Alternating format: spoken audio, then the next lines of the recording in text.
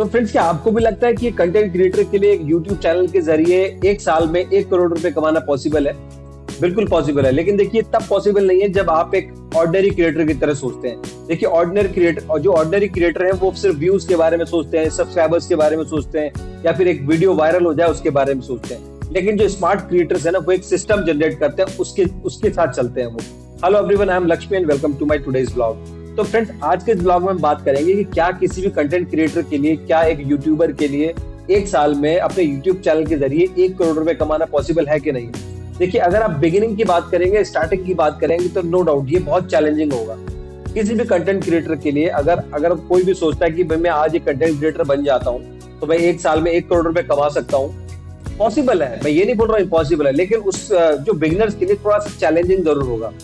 देखिए, अगर आप एक कंटेंट क्रिएटर हैं तो आपको अपने कंटेंट के ऊपर फोकस करना पड़ेगा। एक साल में 1 करोड़ रुपए कमाना इम्पॉसिबल नहीं है, लेकिन बहुत ज्यादा चैलेंजिंग है। देखिए, अगर आप एक सक्सेसफुल क्रिएटर बनना चाहेंगे तो आपको चाहिए कि आप अपने कंटेंट के ऊपर फोकस करें। आप जो कंटेंट बना रहे हैं अपने यूट्यूब चैनल के लिए, सबसे पहले तो आपको एक नीच डिसाइड करनी पड़ेगी। नीच का मतलब एक थीम डिसाइड करनी पड़ेगी अपने यूट्यूब चैनल के लिए कि भाई मैं किस टॉपिक को और किस थीम को लेकर चल रहा हूँ। देखिए, बहुत सारी थीम्स होती है मार्केट में, सोशल मीडिया के ऊपर। जो अगर मैं बोलूँ कि जो लीडिंग जो थीम्स हैं वो है, जो लीडिंग थीम्स, लीडिंग नीचेस हैं वो है, जैसे फाइनेंस की है, ट्रेडिंग की है, और टेक्निकल जो टेक चैनल्स हैं जो वो हैं, एजुकेशन है, एआई है ना, और भी तमाम बहुत सारी नीचेस है। तो आपको सेलेक्ट करनी पड़ेगी सबसे पहले एक नीच। आप अगर सोचें कि मैं मिले जुले वीडियोस बना के अपना यूट्यूब चैनल मेंटेन कर लूंगा, कर तो लेंगे आप, लेकिन उसके ऊपर वो ग्रोथ नहीं आएगी जो एक पर्टिकुलर नीच को लेके चलेगी। आप सिंगल नीच को लेके चलिए, आपका चैनल है पक्का ग्रोथ करेगा। उसके बाद कंटेंट पे आपको फोकस करना है, तो कंटेंट आपका ऐसा होना चाहिए जो इंफॉर्मेटिव हो, एजुकेटिव हो, है ना, जो मतलब जो रिपीट व्यूअर्स जिसको मिले, जो लोगों की डिमांड है, जो लोग देखना चाहते हैं, सुनना चाहते हैं, इस तरीके का कंटेंट होना चाहिए। और रिपीट व्यूअर्स जिसके ऊपर मिलते जाए, आपको ऐसा कंटेंट तैयार करना है। रेंडमली थका हुआ कंटेंट बना देंगे तो फिर उसके ऊपर व्यूज नहीं आएंगे, और जब व्यूज ही नहीं आएंगे तो रिपीट व्यूज कहाँ से आएंगे। आप समझ पा रहे हो मेरी बात, में क्या कहना चाह रहा हूँ, ठीक है। तो अब देखिए, मान लेते हैं कि आपने अगर नीच भी डिसाइड कर लिया है, आपने कंटेंट भी डिसाइड कर लिया है, ठीक है, और आपने क्वालिटी जो कंटेंट है उसके बारे में भी आपने थोड़ा वर्कआउट कर लिया है कि भाई मुझे कंटेंट जो है किस क्वालिटी का बनाना है, उसकी जो मतलब उसके अंदर जो इन्फॉर्मेशन जो आप शेयर करेंगे वो किस तरीके की होगी, वो आपको डिसाइड करना पड़ेगा पहले। देखिए, हर वीडियो, हर ब्लॉग को शूट करने से पहले आपको एक अच्छा टाइटल डिसाइड करना पड़ता है। जब तक आप टाइटल डिसाइड नहीं करेंगे तो आप कंटेंट कैसे बनाएंगे भाई।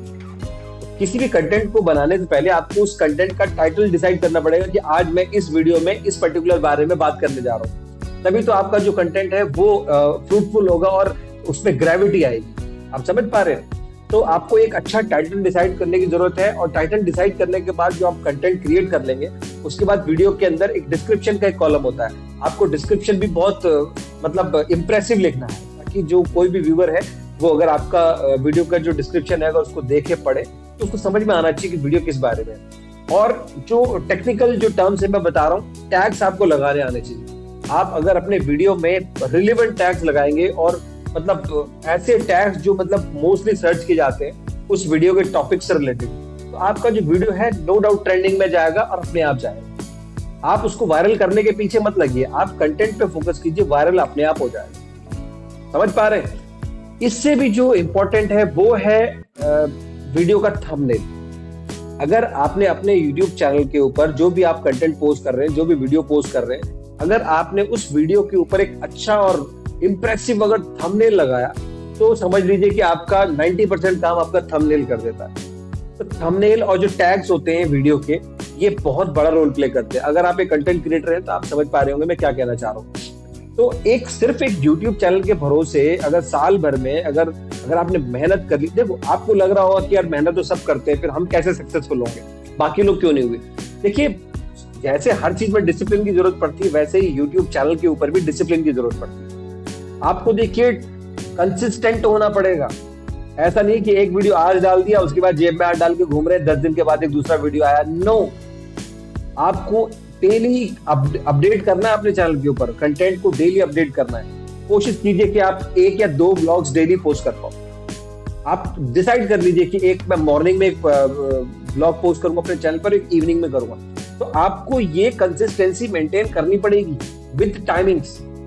अगर आपने सुबह 6 से 7 बजे के बीच में एक ब्लॉग आउट करना है तो करना ही करना है, उसमें कोई कोताही कोई लापरवाही नहीं बरती जाएगी। ऐसे ही अगर शाम में आपको 5 से 6 के बीच में अगर एक ब्लॉग आउट करना है तो करना ही पड़ेगा। तो इसके लिए क्या होता है, इस कंसिस्टेंसी को मेंटेन करने के लिए आपको भी लगता होगा कि यार रोज तो पॉसिबल नहीं है। पॉसिबल है, बिल्कुल पॉसिबल है। जब आप एक ब्लॉग आउट कर देते हैं, एक वीडियो पोस्ट करके आप फ्री हो जाते हैं, उसके बाद आप 2 ब्लॉग या 3 ब्लॉग शूट करके रखिए। डेली आप नियम बना लीजिए मैं 3 ब्लॉग शूट करूंगा। तो उसमें क्या देखिए, 2 ब्लॉग तो आप डेली कैटर कर ही रहे अपने चैनल पर, और एक जो आपका किट्टी में बचता है वो आपका रिजर्व ब्लॉग रहेगा, उसको आप अपडेट करके रखिए, पब्लिक मत कीजिए।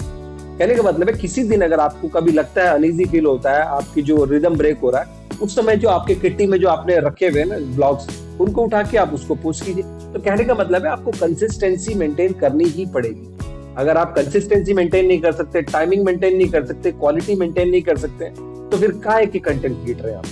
अगर आप कंटेंट क्रिएटर, देखिए कंटेंट क्रिएटर सिर्फ टाइम पास नहीं है, ये एक कंप्लीट प्रोफेशन है आज की तारीख में। ये कंप्लीट बिजनेस है, ट्रू बिजनेस। अगर आपने इस बिजनेस को नहीं समझा तो आपका समय जाया होगा, सिर्फ और सिर्फ समय खराब होगा। तो अगर आप वास्तव में सोशल मीडिया के ऊपर, यूट्यूब के ऊपर, फेसबुक, इंस्टाग्राम, किसी भी प्लेटफॉर्म की बात कर रहा हूँ, अगर आप कंटेंट क्रिएटर बनना चाहते हैं, एक सक्सेसफुल कंटेंट क्रिएटर बनना चाह रहे हैं, तो आपको काम करके देना पड़ेगा। आप अगर ये सोचते हैं कि लोग मुझे देखेंगे, मेरे बारे में क्या बातें करेंगे, मैं वीडियो में कैसा दिखूंगा, ये काम आपका बिल्कुल नहीं है। अगर आपको शर्म आती है तो ये शर्म आपकी रुकावट है।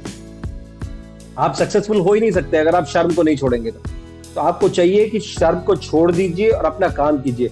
अगर आपको कभी भी ऐसा सोचते हैं कि आप लोग मेरे बारे में क्या सोचेंगे, तो आप एक सेंटेंस है उसको हमेशा सोच के रखिएगा कि भाई पूरी दुनिया में मैं अकेला ही शख्स हूँ, मेरे अलावा इस दुनिया में कोई है ही नहीं। तो आपको कोई देख ही नहीं रहा है और आप अपना कंटेंट बनाइए बढ़िया से, अपना कैमरा लीजिए और ब्लॉग शूट कीजिए, है ना। चाहे आप ट्यूटोरियल शूट करेंगे या फिर एक जनरल ब्लॉग शूट करेंगे। तो कहने का मतलब है आपको एडवांस होना पड़ेगा, आपको चीजें जो बेहतर करनी पड़ेंगी, तभी जाके 1 करोड़, मैं सिर्फ 1 करोड़ फिगर की बात नहीं कर रहा हूँ। देखिए सोशल मीडिया के ऊपर जो पैसा कमाने का सिर्फ एकमात्र जरिया नहीं है व्यू से।